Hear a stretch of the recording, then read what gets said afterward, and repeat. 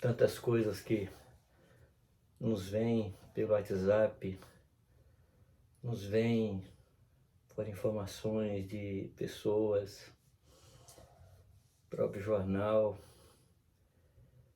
Como é que a gente vê, como cristão, esse momento no qual nós estamos passando?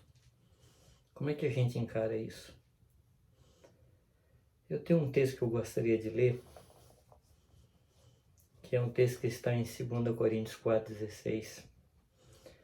Diz que por isso não desanimamos, pelo contrário, mesmo que o nosso homem exterior se corrompa, contudo, o nosso homem interior se renova de dia em dia, porque a nossa leve e momentânea tribulação produz para nós eterno peso de glória, acima de toda comparação, não atentando nós nas coisas que se veem, mas nas que se não veem, porque as que se veem são temporais, e as que se não veem são eternas. Diante desse quadro que está aí ao nosso redor, às vezes nós pensamos, como é que isso vai acabar? Ou será que nós vamos sobreviver a essa turbulência que está? Eu estava pensando em outros momentos pelos quais o homem passou, e que para aqueles que estavam nesses momentos, era como se não houvesse esperança. Eles iam perecer e todos iam perecer. Há momentos na história que são muito fortes, e eu queria fazer uma lista deles aqui. Eu chamo esses momentos aqui de pestes na história. Primeiro, tem a chamada peste negra ou a peste bubônica, que matou 50 milhões de pessoas na Europa e na Ásia em 18 anos, de 1333 a 1351. Houve a cólera, com centenas de milhares de mortos em 7 anos, de 1817 a 1824. Veio depois a tuberculose, e pasmem, ela matou 1 bilhão de pessoas em 100 anos, 1850 a 1950. Depois teve a varíola, que matou 300 milhões de pessoas em 80 anos, de 1896 a 1980. A gripe espanhola matou 20 milhões em um ano, de 1918 a 1919. No Brasil, inclusive, ela matou um presidente nosso, Rodrigues Alves. Depois teve o tifo, 3 milhões de mortos na Europa Oriental e na Rússia em 4 anos, de 1918 a 1922. A febre amarela produziu 30 mil mortes somente na Etiópia em 2 anos, de 60 a 62. O sarampo matou 6 milhões de pessoas por ano, 6 milhões, até 1963, quando surgiu a vacina. Há notícias do sarampo desde o Império Romano. Depois há relatos na Europa, antes das grandes navegações, ou seja, 1400 até 1500. E houve uma incidência dos nativos das Américas, quando os colonizadores vieram aqui. Muitos índios morreram de sarampo. Após isso, houve a malária. 3 milhões de mortos por ano, desde 1980 que ocorreu isso. A OMS considera, nesse tempo, que a malária é considerada a pior doença tropical e parasitária, só matando menos que a AIDS. Deixa Deixa eu ler um texto com vocês. Há indícios da descrição da malária desde a antiguidade, em textos religiosos e médicos, que relacionavam as febres sazonais e diziam que era como uma punição divina. Como alguns hoje veem o coronavírus como Deus punindo as pessoas. Agora, Hipócrates, na Grécia do século V, foi o primeiro a descartar essas superstições, relacionando as doenças febris com a sazonalidade, ou seja, estação, com os locais frequentados pelos doentes, e ele foi o primeiro a descrever os quadros clínicos e as complicações da malária. No século II, houve diversas vezes epidemias cíclicas na Grécia, na Itália e em outras áreas da Europa, relatadas por médicos gregos e romanos. Inclusive, ela foi chamada de febre romana, porque era espalhada pelos soldados romanos quando das conquistas. Depois disso veio a AIDS, que matou 22 milhões de pessoas até agora, desde 1981, quando surgiu, se entendeu que aquilo era AIDS. Não existe cura. Os soropositivos são tratados com coquetéis de droga que inibem a multiplicação dos vírus, mas não eliminam do organismo. Você pode encontrar isso no site da Organização Mundial da Saúde e na Fundação Oswaldo Cruz. Como a gente pode ver, o Covid-19 não pode ser considerado o primeiro e o maior mal que afetou a humanidade. Não podemos dizer ainda quantas pessoas vão morrer, chegando ao óbito. Nós não temos condição de falar.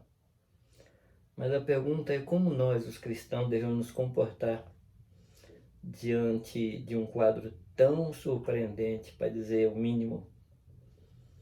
Alguns de nós têm uma posição muito forte de proclamar uma fé no Senhor de tal maneira que a peste não chegaria às nossas casas.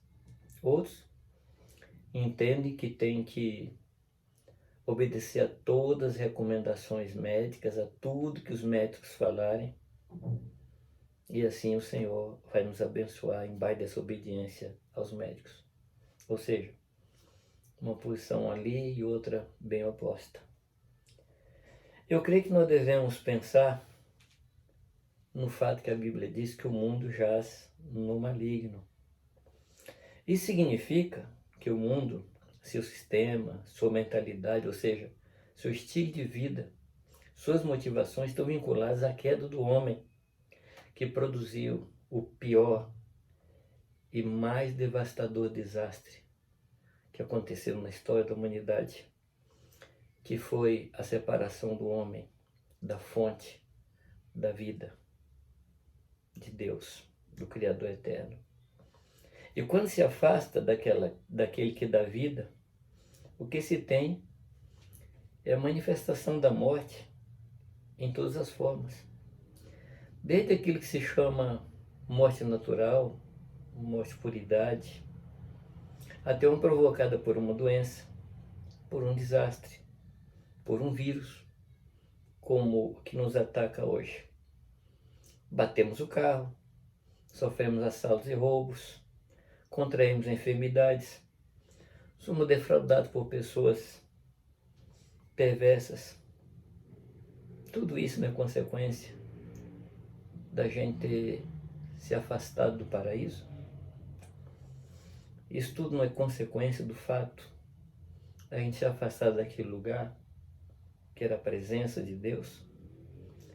Então, amados, enquanto estivermos nesse estado, essas coisas vão nos suceder.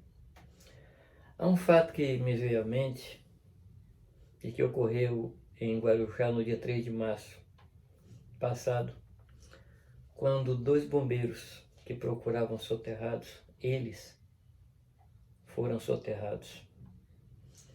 De alguma forma isso ilustra o nosso papel neste mundo e os riscos que corremos vivendo nele. Os bombeiros, na sua tarefa, no seu serviço, eles seguem protocolos de segurança muito rígidos. Eles não enfrentam uma situação dessa sem os equipamentos de proteção individual, os chamados EPI, ou EPIs. Eles não vão como se eles fossem super-homens, dispensando os EPIs e enfrentam essas situações. Eles têm esse equipamento. Agora, com equipamento, eles não se preocupam com o risco. Eles enfrentam o risco, porque eles entendem que eles existem como bombeiros para salvar. Eles vivem para isso, ou morrem por isso.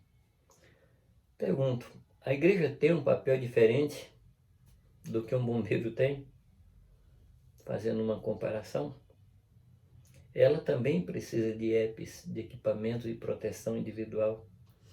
Paulo fala isso em Efésios capítulo 6, do 10 ao 20, quando ele fala da armadura de Deus, que são os nossos equipamentos de proteção individual para viver nesse mundo dominado pelo maligno.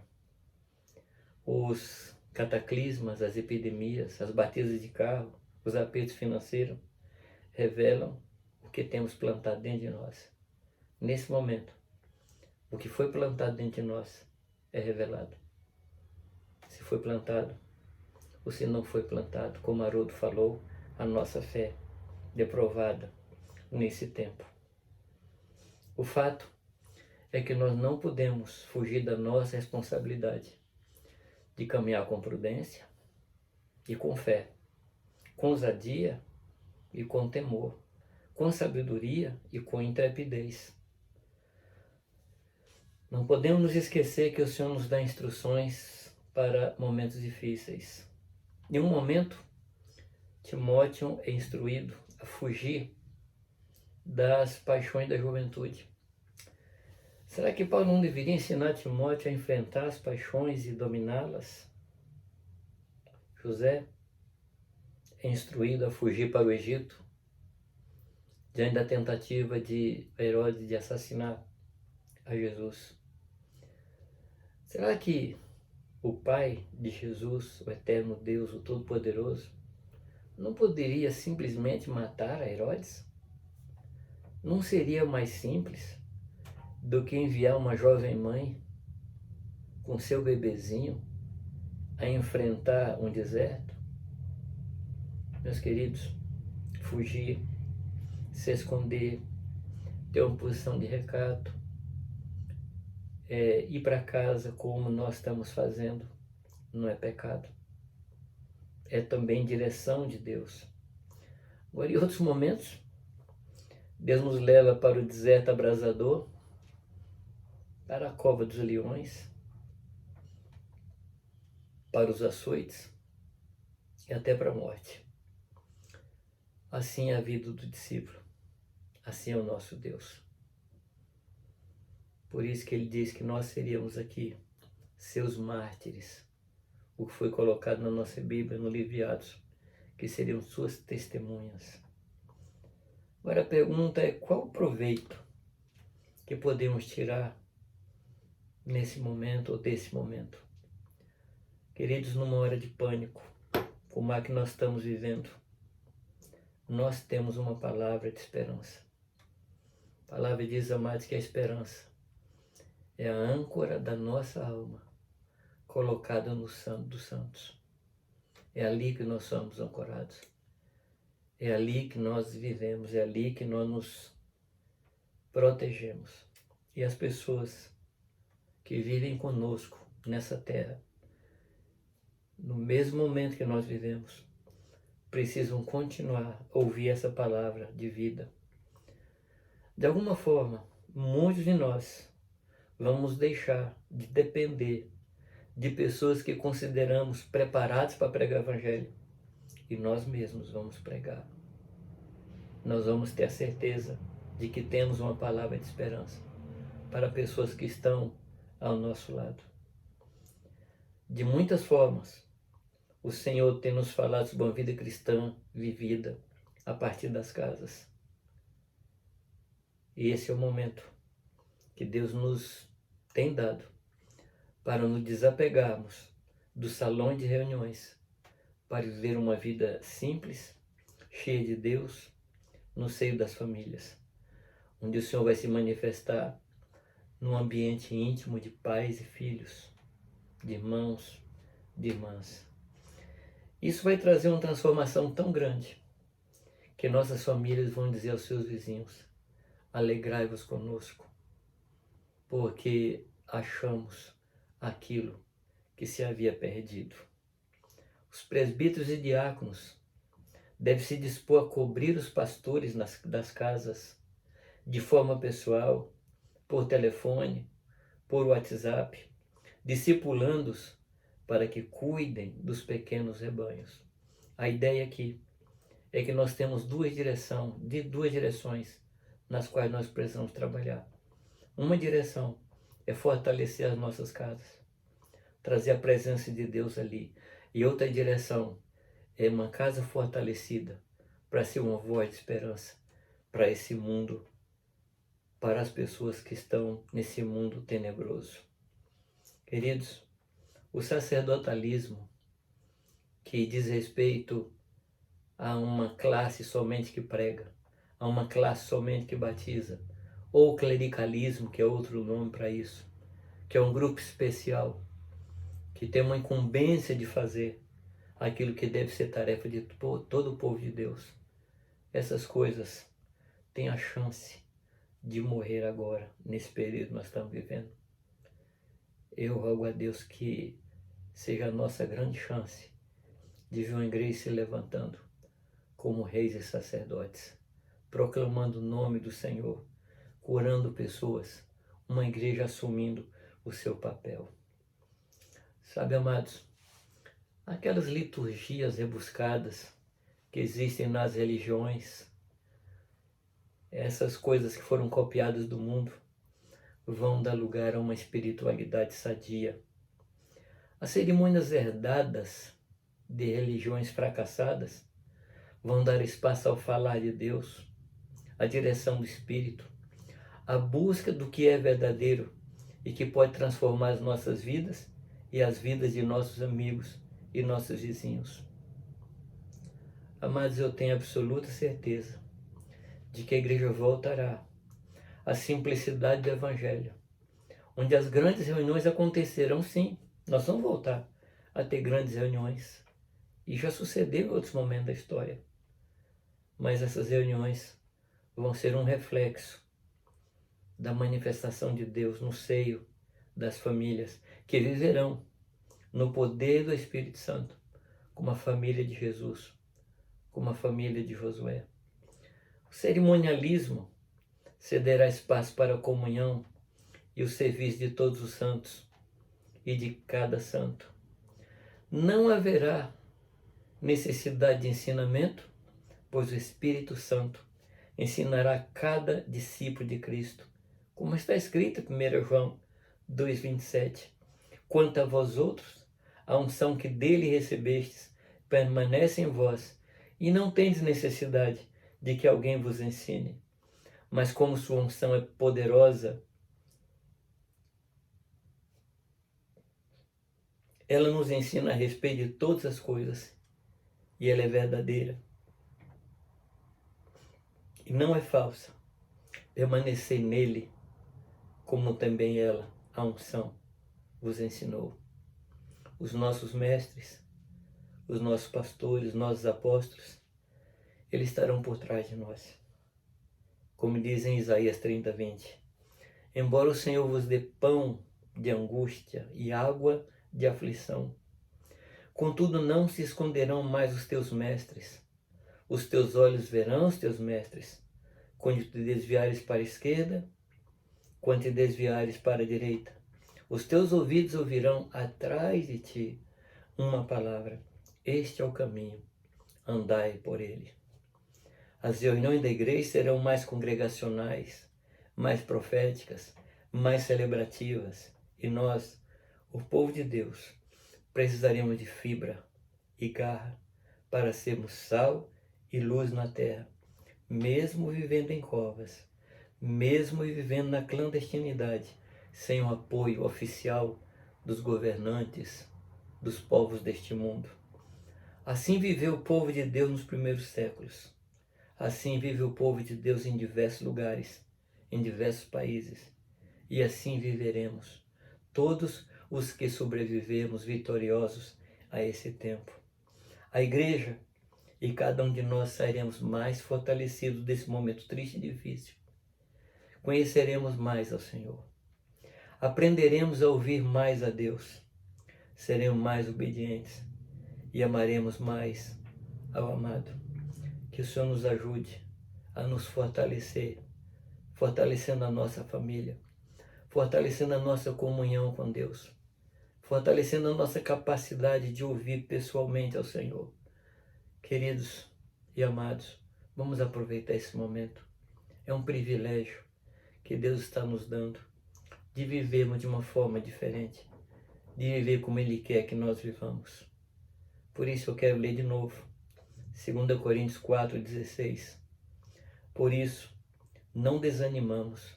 Pelo contrário, mesmo que o nosso homem exterior se corrompa, contudo, o nosso homem interior se renova de dia em dia, porque a nossa leve e momentânea tribulação produz para nós eterno peso de glória, acima de toda comparação, não atentando nós nas coisas que se veem, mas nas que se não veem, porque as que se veem são temporais e as que se não veem são eternas.